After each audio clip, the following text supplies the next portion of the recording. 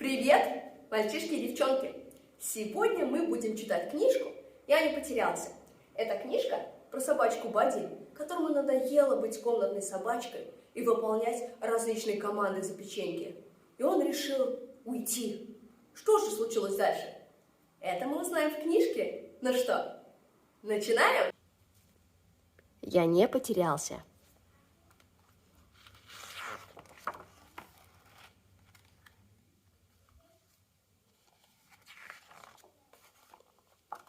Объявление.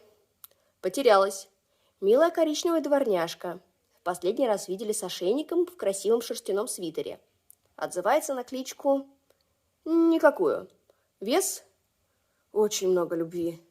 Если увидите, позвоните. 0655-2210. Пс, пс. Я вижу, что ты смотришь на плакат с пропавшей собакой. Наверное, могу тебе что-то рассказать. Он не пропал. Рассказать, откуда я это знаю?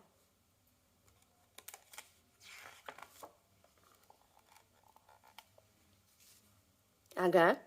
Вот этот молодой красавчик там, это я. Ну ладно. Это старый я. Это я до того, когда я решил сбежать. Я был комнатной собачкой. И я могу сказать вам, что это было тяжело.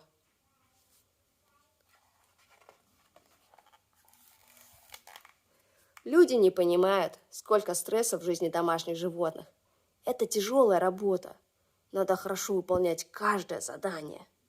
Чтобы быть хорошим мальчиком, самым лучшим из всех, это так утомительно, даже унизительно. Вы только подумайте о собачьем печенье.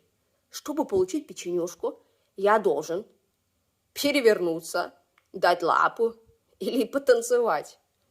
Признаюсь, какое-то время это было довольно-таки весело. Но пока я не понял, что единственная разница между мной и цирковыми животными заключается в том, что, по крайней мере, у него есть еще публика, которая восхищается и аплодирует ему, когда они показывают свои невероятные таланты.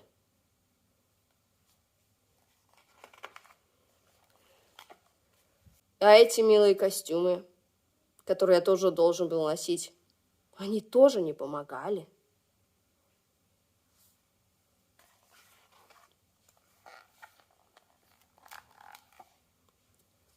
А потом пришло время, когда мне пришлось носить этот ужасный абажур.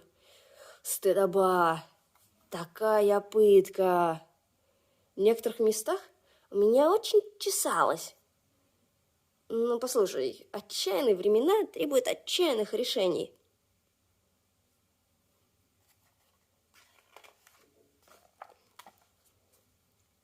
А как насчет того момента, когда ветеринар сказал мне, что я слишком толстый? Да я был без ума от своего собачьего тела. Ну, серьезно. Но для вас это не имело никакого значения.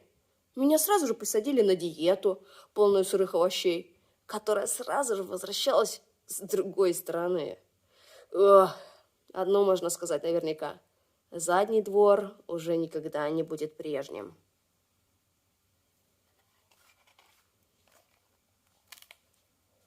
И это я даже еще не упомянул приватность.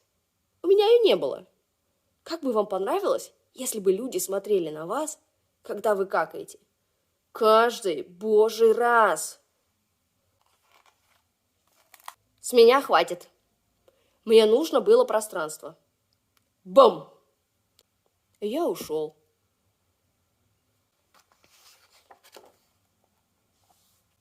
Только посмотри на меня сейчас. Настоящий свободный волк. Старые собачьи времена прошли. Голышом. Ем, что хочу. Какаю в спокойствии. Мечта, а не жизнь.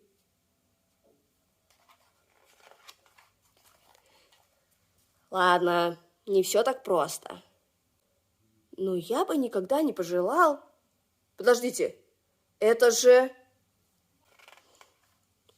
Эй, мне никогда не разрешали это есть. О, я думал, это наша фишка. Эй, я могу поймать гораздо лучше. Подождите. Это же мой мячик. Я его оставил. Вот это да. Ты же знаешь, это же мое любимое место для поглаживания.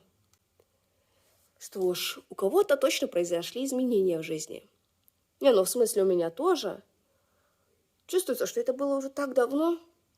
Эх, хорошо, что у нее все сложилось.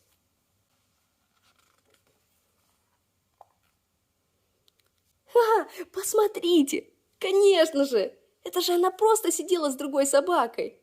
Я же видел в ее глазах, что она-то скучала по мне.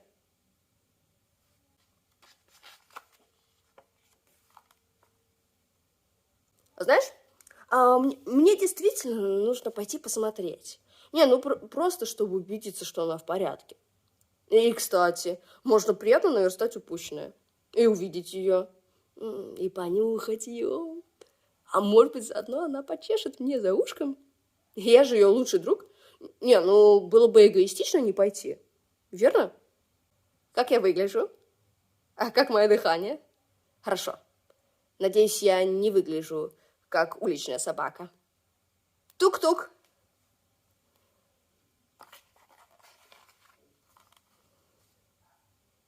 О, ура!